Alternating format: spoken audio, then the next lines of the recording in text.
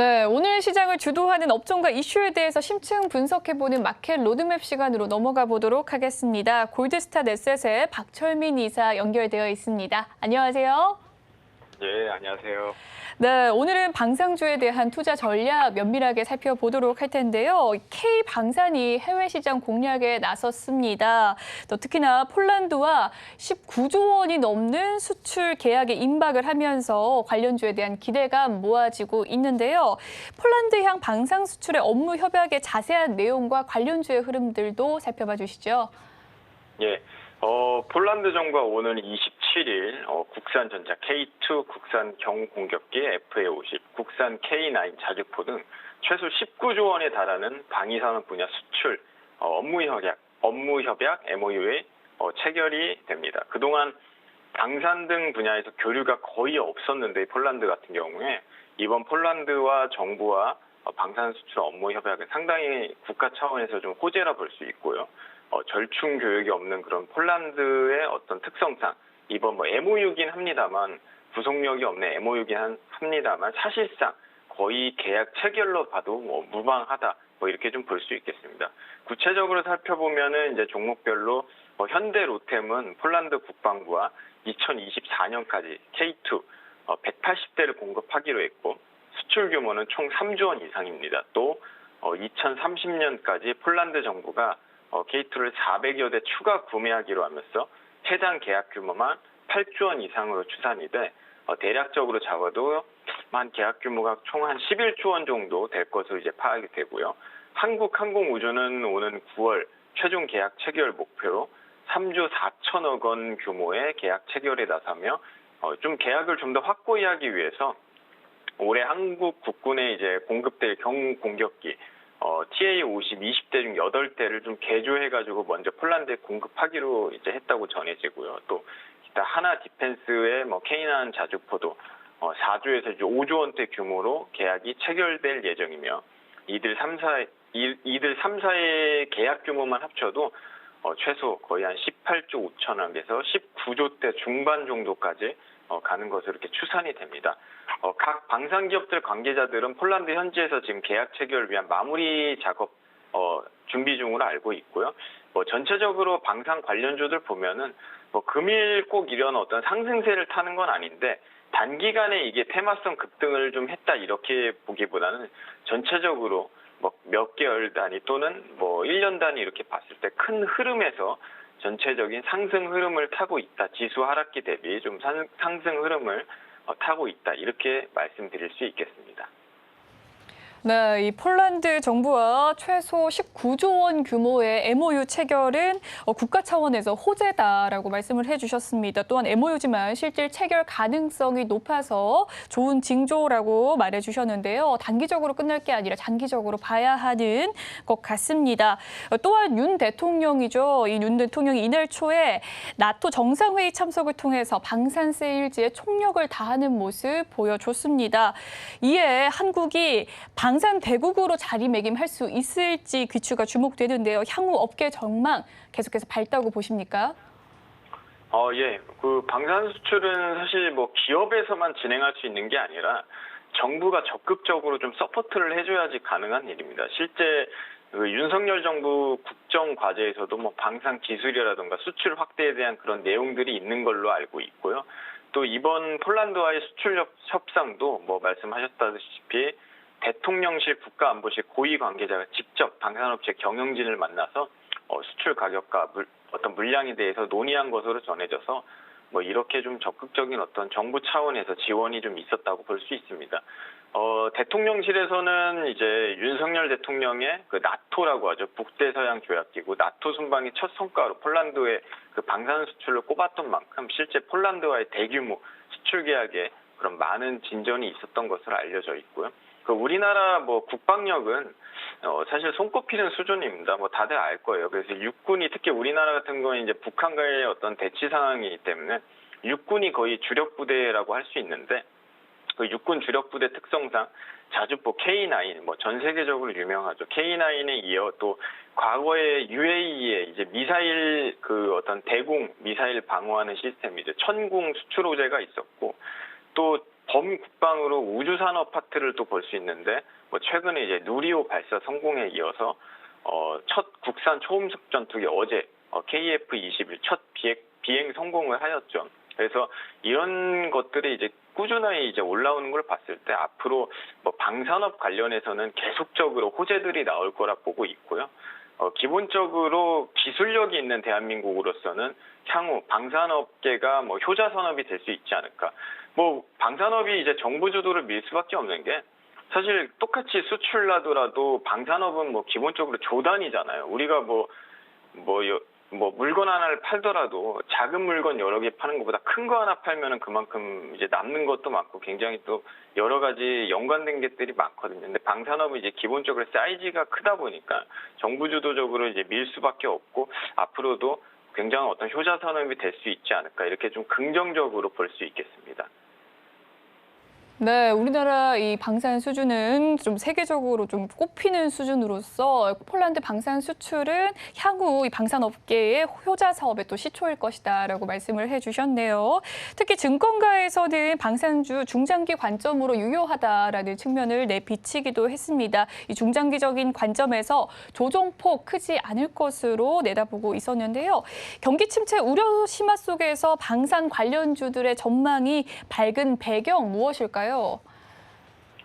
일단은 사실 뭐 과거에 증권가에서 방산주 하면은 좀 테마성인 경향이 굉장히 많았어요. 단기적인 테마성인 경향이 많았는데 예를 들어서 북한의 군사훈련이나 뭐 도발, 미사일 발사에 따른 그런 단기적 테마들이 주로 이제 형성이 됐었습니다. 그래서 뭐 북한이랑 조금 사이가 안 좋거나 틀어지면은 빅텍 등 뭐 관련주들이 단기적으로 오르는 그런 부분이 있었는데 현재는 이제 단순 테마성으로만 볼 수 없고 뭐 기술 개발에 이어 실제 수출으로 이어지면서 수익성으로 연결되는 어떤 중장기적 호재들이 꾸준하게 나오고 있습니다. 뭐 이게 이제 배경이라 할 수 있겠죠. 특히 위에도 말씀드렸지만 방산 관련주들이 이제는 국방력을 넘어서 기술과도 굉장히 접목되는 부분이라 할 수 있는데요.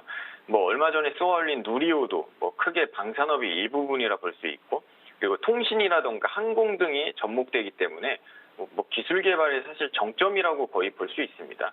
뭐 예를 들어서 이제 종목 한국 항공 우주의 경우 뭐 방산 수출, 우주 산업, 항공 등 다양한 섹터에다가 좀 접목될 수 있는 종목이 중 하나이고요.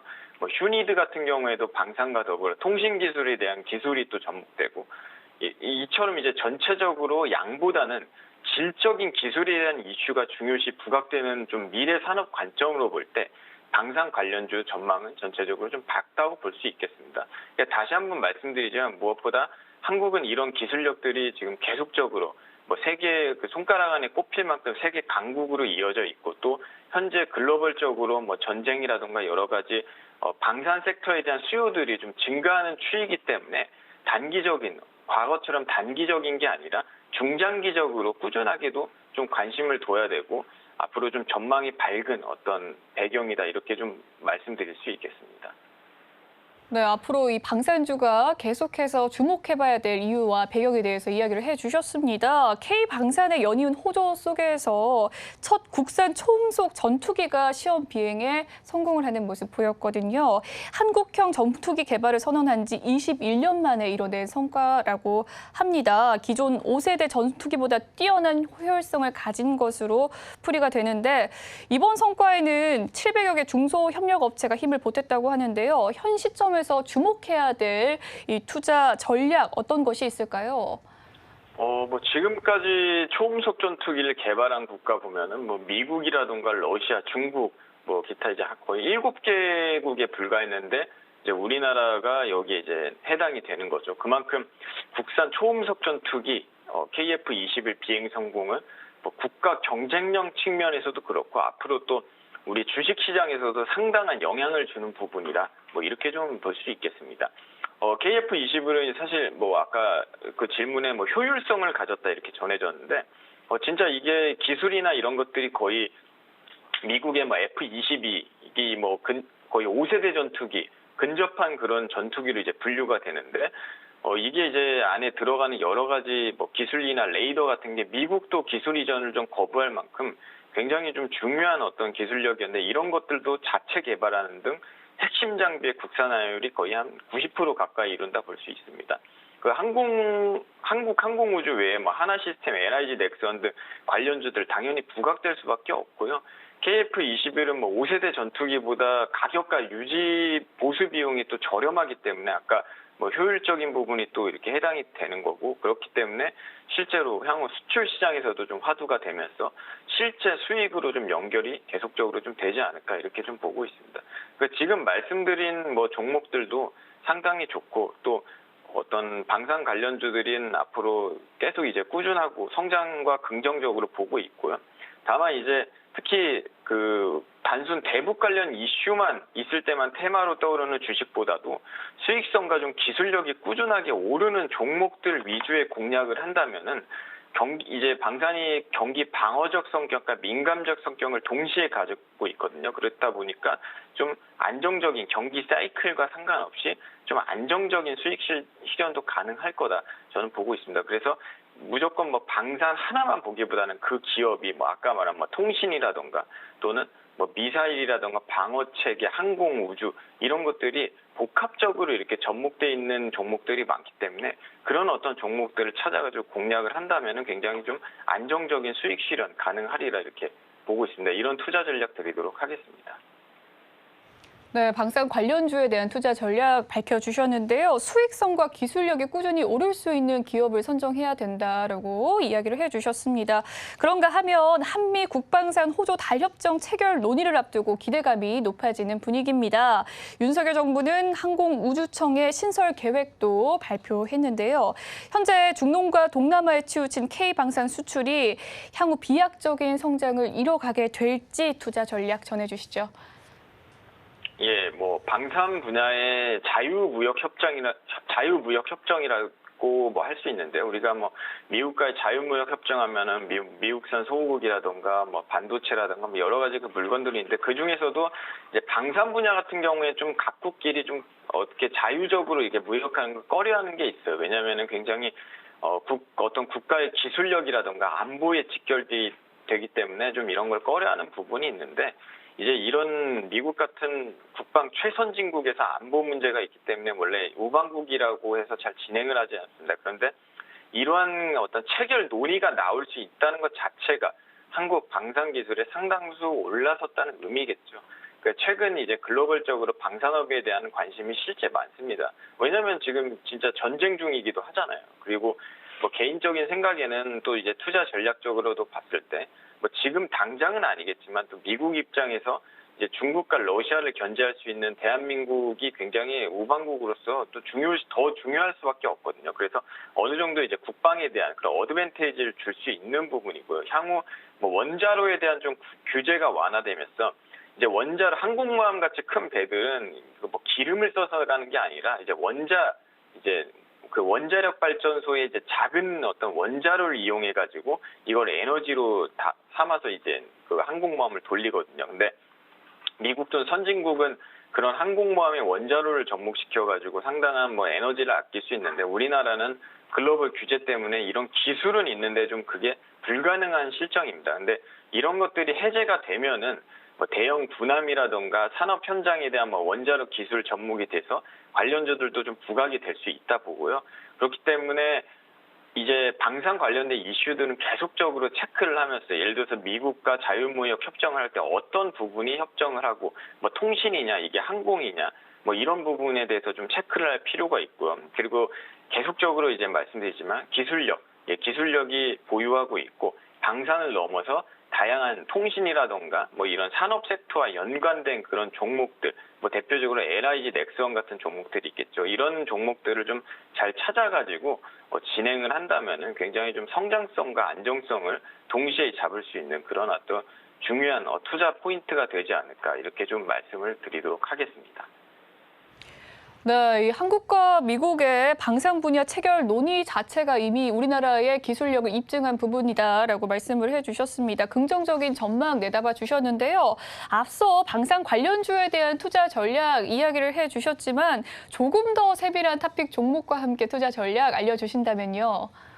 예, 뭐 개인적으로 이제 살짝 말씀드렸는데 LIG 넥스원이라는 종목을 좀 탑픽 종목으로 뽑고 싶어요. 그러니까 LIG 넥스원 같은 경우에는 과거에 이제 대표적으로 뭐 유도모기 뭐 수중무기, 뭐 레이더, 전장광학 등 개발하는 회사죠. 근데 과거에 뭐 천궁하면 아마 기억할 겁니다. 뭐 저의 그런 다양한 공중 위협에 효과적으로 대응할 수 있는 그런 지역 방공 능력을 제공하는 중거리 지대공 유도무기이죠. 이게 이제 수출 호재도 UAE에 수출하는 그 호재도 있었고 이번 폴란드 수출에도 또 호재로 수혜주로 작용을 하고요. 특히 공격보다는 방어 체제의 어떤 유도무기 기술이 개발이 굉장히 뛰어나기 때문에 앞으로도 계속적 호재가 있을 거라고 봅니다. 또 경기 하락기에도 꾸준한 이익 실현 중인 기업이기도 하고 또 지수 하락 흐름 속에서도 뭐 최근 단기적 조정에 따른 적절한 어떤 매수 기회라고 생각을 하기 때문에 탑픽 종목으로 드리도록 하겠습니다.